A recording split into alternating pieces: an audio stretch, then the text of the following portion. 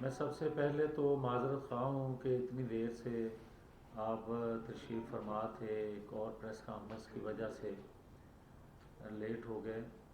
میں آج جو بات کرنا چاہتا ہوں، بدقسمتی ہے پاکستان کی کہ کس طرح کے کھلاڑی اور کس طرح کے کردار مختلف اوقات میں جو پلے کرتے ہیں اور پاکستان کی تباہی بربادی کر کے چلے جاتے ہیں۔ آپ آج بھی ایک پریس کانفرنس دیکھ رہے تھے جس میں 2 دن پہلے یہ کہا گیا کہ یہ قتل کیا گیا ہے اور قتل کروانے والے فلاں فلاں لوگ ہیں۔ اب آپ یہ دیکھیں کہ وزیر آباد واقعہ میں بھی ایسا ہی ہوا تھا۔ وزیر آباد واقعہ پہ بھی کہا گیا کہ یہ فلاں فلاں نے قتل کروایا ہے اور فلاں فلاں مجھے قتل کروانا چاہتے تھے۔ یہ اسی طرح کا جھوٹ تھا وزیر آباد والا جس طرح آج لاہور والا واقعہ بے نقاب ہوا ہے۔ آپ یہ دیکھیں کہ جو شخص خود کو ایک قومی لیڈر کہے، قومی جماعت کا سربراہ کہے، اور اس کی جماعت کے باقی لوگ کس ڈٹھائی سے جھوٹ بولیں کہ ایک قتل جیسا بڑا الزام اور قتل جیسی گھنونی سازش کا الزام کسی پہ لگا دیا جائے تو اس سے بڑا ظلم اور کیا کیا جا سکتا ہے؟ مگر اس سے باز نہیں آتے اور لاشوں پہ سیاست اور لاشوں پہ اپنی تحریک کو ایک نئی قوت دینے کے لیے باز ہی نہیں آ رہے۔ اور آج معاملہ یہاں تک آ گیا ہے کہ آڈیو ویڈیو کے بعد بہت سے لوگ اپنا اعتراف جرم کر رہے ہیں، اور وہ اعتراف جرم جو ہے وہ کسی قومی مفاد میں نہیں ہو رہا۔ وہ اعتراف جرم جو ہے دراصل اپنی ان محرومیوں کی وجہ سے جو ایک منصوبہ سازش کا تیار ہوا، اور ان میں جن لوگوں کو جو کردار اور جو بادشاہت کا ٹائم پیریڈ تھا وہ کم ہونے کی وجہ سے ایک دوسرے کے خلاف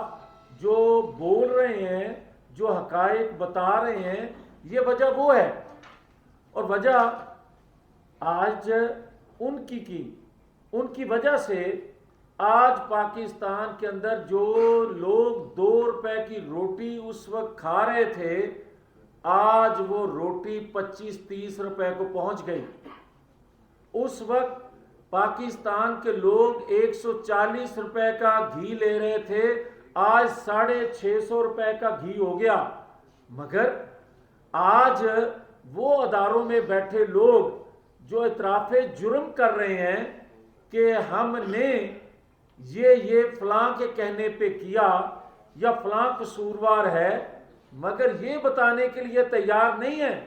کہ پاکستان کی بربادی، پاکستان کی تباہی انہوں نے جو کی ہے اس کا موجب کون کون ہے اور اس کا سزاوار کون ہے۔ آج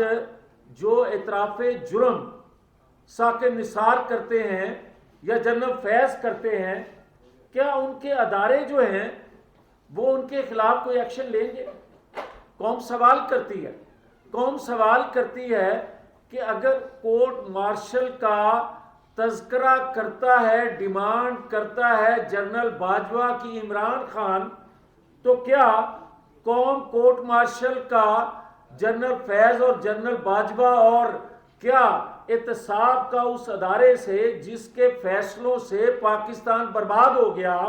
اس ثاقب نثار اور آصف سعید کھوسہ کا وہ ادارہ احتساب کرنے کو تیار ہے؟ اور پھر کیا پاکستان کے اندر یہ جو کچھ ہوا ہے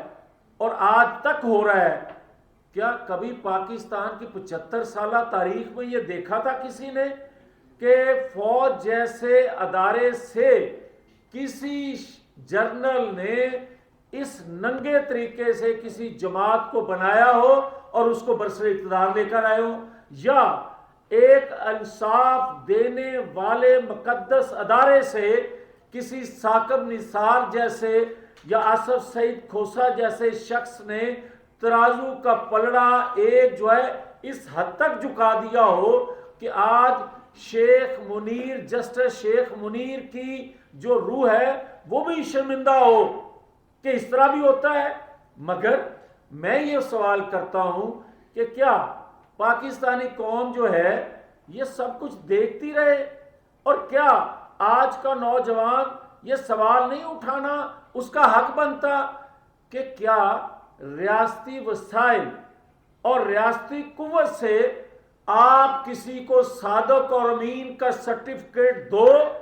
اور 5 سال بعد وہ کہے، دینے والا سرٹیفکیٹ کہے کہ یہ مکمل صادق اور امین نہیں تھا، تو ملک کو برباد کیوں کیا؟ اور ایک جنرل فیض جو ہے ایک ادارے میں اہم حیثیت رکھنے والا شخص یہ کہے کہ مجھے تو فلاں فلاں جو ہیں یا میرے سینئر جو ہیں انہوں نے فیصلہ کیا تھا، میرے اکیلے کا فیصلہ تھا یا میری اکیلے کی یہ حیثیت تھی کہ میں یہ کرتا؟ او بھائی، آپ نے لوگوں نے جو کچھ کیا مجھے اس سے سروکار نہیں، مجھے اس سے سروکار ہے کہ میرا ملک آپ نے تباہ کر دیا۔ مجھے اس سے سروکار ہے، قوم کو اس سے سروکار ہے کہ آئے روز ہم سن رہے ہیں کہ ملک ڈیفالٹ کر جائے گا، آئے روز ہم سن رہے ہیں کہ وہ شخص جو ہے اس نے خودکشی کی بھوک کی وجہ سے، وہ شخص جو ہے اپنے بچوں کے ہاتھ پیلے نہیں کر پا رہا وہ خودکشی کر رہا ہے۔ مجھے سروکار اس سے ہے، اور مجھے سروکار اس سے بھی ہے جب لوگ سوال کرتے ہیں کہ مسلم لیگ نے تو اس سے پہلے بھی جب ملک پہ شب خون مارا گیا تھا یہ کہا تھا کہ ہم کارگل کمیشن بنائیں گے۔ یہ درست ہے کہ ہم نے کہا تھا کہ ہم کارگل کمیشن بنائیں گے، مگر سوال کرنے والوں کے ذہن میں یہ بات بھی رہنی چاہیے کہ پرویز مشرف پر مقدمہ جب ہم نے بنایا تو اس کے اثرات آج تک مسلم لیگ سے زائل نہیں ہوئے۔ اور پھر میں تو یہ کہوں گا کہ آج کے لوگوں کی آواز یہ ہے، لوگوں کی ڈیمانڈ ہے، قوم کی ڈیمانڈ ہے، 22 کروڑ لوگوں کی ڈیمانڈ ہے، اور اس میں میری آواز بھی شامل ہے کہ لوگ کہہ رہے ہیں کہ ایسی بے اختیار موجودہ حکومت جو قومی حکومت ہے، اگر وہ جو اعتراف جرم کر رہے ہیں، بھلے وہ قومی مفاد میں جو وہ اعتراف نہیں بھی کر رہے، اگر آپ ان کا بھی احتساب نہیں کر سکتے، آپ بے اختیار ہیں، تو کم از کم جاتے جاتے جو محدود مدت رہ گئی ہے اس حکومت کی، اس میں ایک پارلیمانی کمیشن بنا دیں تاکہ وہ جو قومی جرم انہوں نے کیے ہیں، جس ادارے سے تعلق رکھتا تھا، ان کے عزیز و اقارب وہ کھرب پتی بن گئے ان 5 کرداروں کے۔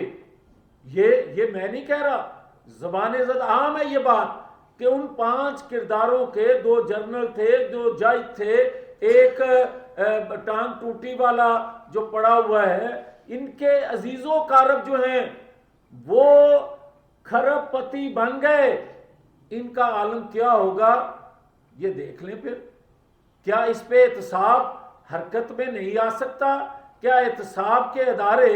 اس پہ کوئی ایکشن نہیں لے سکتے؟ اور اگر نہیں لے سکتے تو پھر یہ سوال تو ہے لوگوں کا کہ قومی یا پارلیمانی کمیشن بنا کے، کیونکہ دوسرے کمیشن بنتے رہے مگر آج تک حمید الرحمان کمیشن جو ہے اس کی رپورٹ بھی اگر پبلک نہیں ہو سکی، تو کم از کم پارلیمانی کمیشن جو ہے اتنا تو کر جائے گا کہ پاکستان کی بربادی کرنے والے کرداروں کو بے نقاب کر جائے۔